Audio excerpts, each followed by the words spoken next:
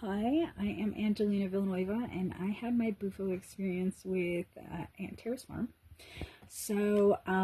We went through a long process of changing our eating habits, um, being more conscious and aware of what it was we needed from ourselves or what it was we were seeking, and if nothing, just hopefully getting what we wanted from this experience. So I was going to touch base on five things: how it felt, what I experienced, what I felt after, and the residual effects. And so I don't know if that was five or not. Anyways, so I felt very peaceful when coming into the group because we had it wasn't it started out as a bunch of strangers, but it grew into a group of friends. Really, I mean, the way we were vulnerable with each other, the way we shared with each other, the way we, just we all shared a lot with each other during the upcoming experience. So what happened for me when the experiences, what I experienced.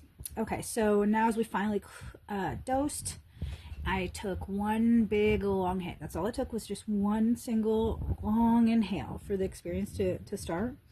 And I just was in a dark room. That's what it felt like for me and DMT. I usually have a lot of visions or visuals.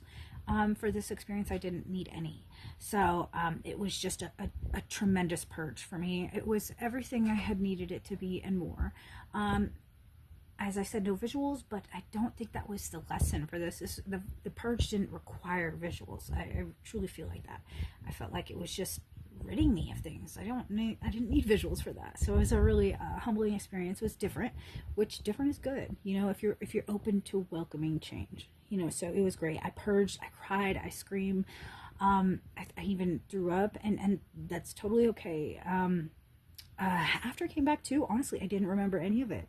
And sometimes when I go in with Spirit Molecule, I do, but this one I didn't, and that's totally okay because it served its purpose. It totally did, and went through and just helped to purge me of everything. Like, I made so much room inside myself for everything I wanted to become, everything I was meant to become. It was great. So after my experience with Bufo, my head was silent. I had no negative self-talk. I had no limiting beliefs. I mean, let's be real. We all have limiting beliefs, but I feel like I had knocked my limiting beliefs down. Like I'm still slowly starting to chisel away at it. And this Bufo experience really was a way to just really get my feet in the water. So it was a very strong experience, I have to say, but it was a very peaceful experience because for once in my life I got to understand what it was like to live inside my head without all these negative things to say about myself, without all this negative self-talk or talk about other people, or just this voice inside my head that was always fighting with me. It was not there anymore. And I reveled in that. I reveled in that as much as I possibly could because there was nothing telling me, oh, I shouldn't do this or I shouldn't do that. It was just exactly what I wanted, when I wanted, how I wanted to do it. It was just an encounter of pure bliss because there was no.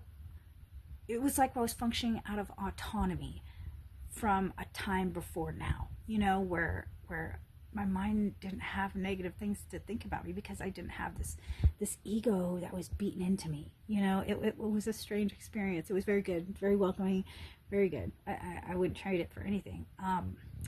So, let's see.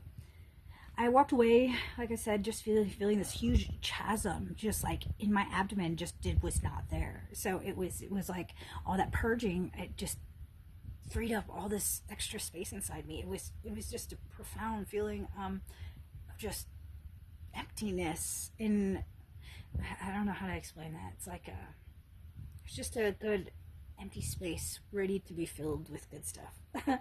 So, would I do it again? Yes, I would.